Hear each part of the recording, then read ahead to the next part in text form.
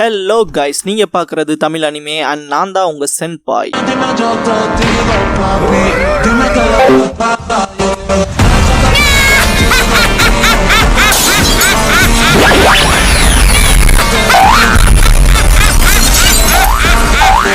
வீடியோக்குள்ள போறக்கு முன்னால ஒரு சின்ன நோட்டிபிகேஷன். சப்போஸ் இந்த சேனலுக்கு ஏதாவது ஆச்சுன்னா இதுக்கான பேக்கப் சேனலோட லிங்கை கமெண்ட்ல பின் பண்ணி வச்சிருக்கேன். அந்த சேனலை சப்ஸ்கிரைப் பண்ணி வச்சுக்கோங்க. இந்த சேனலுக்கோ இல்ல இந்த சேனல்ல இருக்க வீடியோஸ்க்கோ ஏதாச்சுனாலும் அதுக்கப்புறம் நாங்க அந்த சேனல்ல தான் வீடியோஸ் போடுவோம். ஸோ சப்ஸ்கிரைப் பண்ணி வச்சுக்கிட்டீங்கன்னா நம்ம போன தடவை நடந்த மிஸ்டேக் இந்த தடவை நடக்காம பாத்துக்கலாம். ஏன்னா லாஸ்ட் டைம் ஒரு 2 லட்சம் சப்ஸ்கிரைபர்ஸ் இருந்தாங்க எனக்கு. அப்புறம் இந்த சேனல் கிரியேட் ஆனது 30 மேல வரமே வந்த ஒரு வருஷமே கம்ப்ளீட் ஆக போகுது. இன்னும் நம்ம 29,000 சப்ஸ்கிரைபர்ஸ்ல தான் இருக்கோம். அதனாலதான் அந்த சேனலை சப்ஸ்கிரைப் பண்ணி வைக்க சொல்றேன். சப்ஸ்கிரைப் பண்ணிக்கங்க.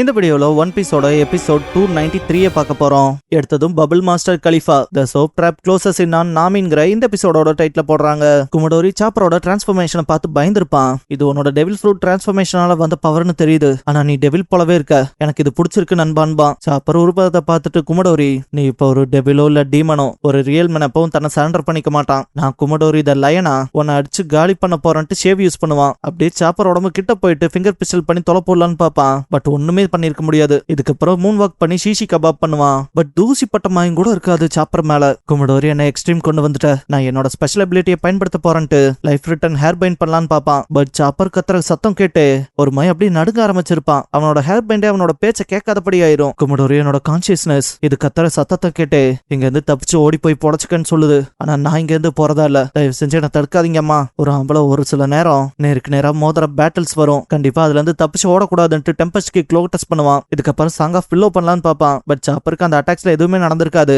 சிம்பிளா குமடோரிய கொசு அடிக்கிற போல அடிச்சிருப்பான். இதுக்கப்புறம் ஃபூக்ரோவர் நாக் அவுட் பண்ண பிராங்கியை காட்டுவாங்க.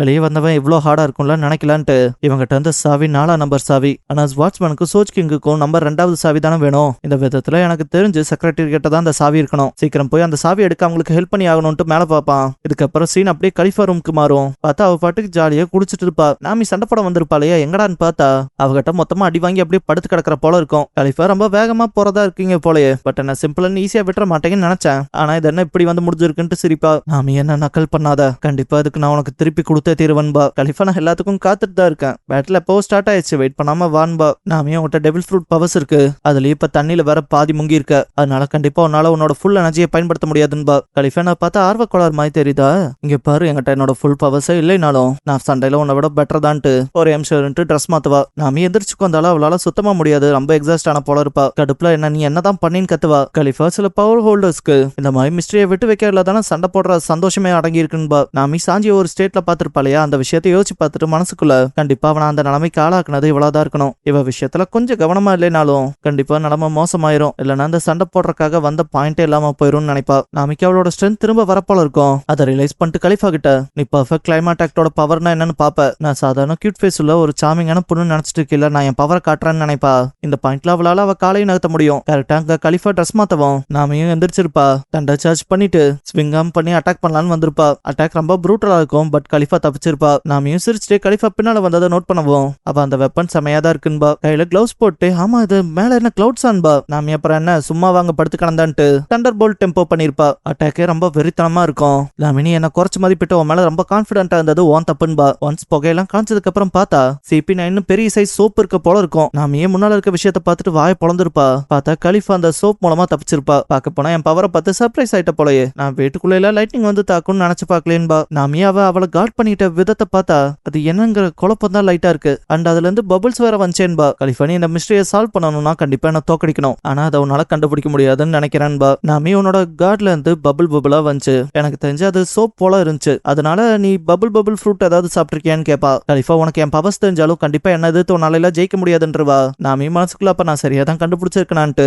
ஆனா அதை இவளே உளறிட்டாளே, இவளை நினைக்கும் போது கில்ட்டியா இருக்குன்பா. கலிஃபா என்னோட பவரே கிளென்லினஸ் தான், என் உடம்புல எல்லாம் சோப் போலதான், அண்ட் என் உடம்பு முழுக்க இதால பபிள்ஸ் கொண்டு வர முடியும், நான் பபிள் ஃப்ரூட் சாப்பிட்டனாலேன்பா. நாமையும் இது நல்லா தான் இருக்கு, சூப்பரா இருக்கு, அண்ட் நான் எதுக்கு ஒரு செக்ரட்டரியை வச்சிருக்க ஒரு ஓல்ட் மேன் மாதிரி பேசிட்டு இருக்கேன்ட்டு சீன்பா. கலிஃபா கிட்ட இந்த சோப் பவர்ஸை வச்சுட்டு நீ பேட்டில் எப்படி ட்ரூவா ஸ்ட்ராங்கா இருப்பேன்னு கேப்பா. கலிஃபானா என் உடம்புல இருந்து ஏகப்பட்ட பபிள்ஸ் கொண்டு வர முடியும், அண்ட் அதெல்லாம் தாண்டி சுத்தி இருக்க பபிள்ஸ் மேனிபுலேட்டும் பண்ண முடியும்பா. திடீர்னு பார்த்தா பாத் டப்ல இருக்க பபிள்ஸ் பூரா பொங்க ஆரம்பிக்கும். நாமியே குழம்பி போயிருப்பா, என்னடா இதுன்னு. கலிஃபான உனக்கு ஒரு எக்ஸாம்பிள் காட்டுறாருன்பா. நாமி பாத்டப்ல இருந்து நிறைய பபிள்ஸ் வருதுன்பா. Kalifa bubble master soap sheep பண்ணுவா. நாமி என்னடான்ட்டு பாக்கும்போது கலிஃபா இது பார்க்க அழகா இருக்குல்லன்பா. நாமிலா வெறுத்து போயிருப்பா, பார்க்க ரொம்ப கேவலமா இருக்குன்ட்டு. கலிஃபா நீ இந்த உருவ விஷயத்துல சிக்கனியான்ட்டு ஷீப் கிளவுட் ரிலாக்சிங் பபிள்ஸ் பண்ணுவா. அது டைரக்டா நாமி அட்டாக் பண்ண போகும். கலிஃபா நீ என்ட்ரன்ஸ்ல வந்து அப்படியே வீக் ஆகி படுத்து கிடந்தையில அது ஏன்னு தெரியுமான்னு கேப்பா. நாமி இப்பதான் அந்த விஷயத்த ரியலைஸ் பண்ணி பாப்பா. அவ என்ட்ரன்ஸ்ல வரப்ப அவ காலுக்கடியில ஃபுல்லா பபிள்ஸா இருந்திருக்கும். நாமி ஃபிகர் அவுட் பண்றக்குள்ள அந்த அட்டாக் நடந்தனால நாமி அப்படியே விழுந்திருப்பா.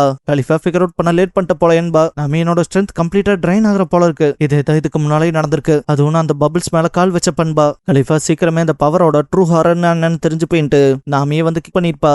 கலிஃபா அந்த பபிள்ஸ் அழுக்கு மத்த விஷயங்களை மட்டும் எடுக்காம மனுஷங்க உடம்புல இருக்க ஸ்ட்ரென்த்தை எடுத்துரும். அண்ட் நீ மறந்துட்டியா, நான் ஒரு மிகப்பெரிய டெட்லி அசாசினேஷன் கூட்டத்துல இருக்கவன்பா. நாமி இப்ப என்னால நகர முடியுது. ஒரு வேளை அந்த பபிள்ஸ் போனதாலயா இருக்குமோன்னு நினைப்பா. இதுக்கு மேலே இதை இப்படியே விட்டு வைக்க கூடாதுன்னு அட்டாக் வச்சிருப்பா. தண்டர்பால் அட்டாக்ல இருந்து எஸ்கேப் ஆயிருப்பா கலிஃபா நாமி பின்னால வந்திருப்பா.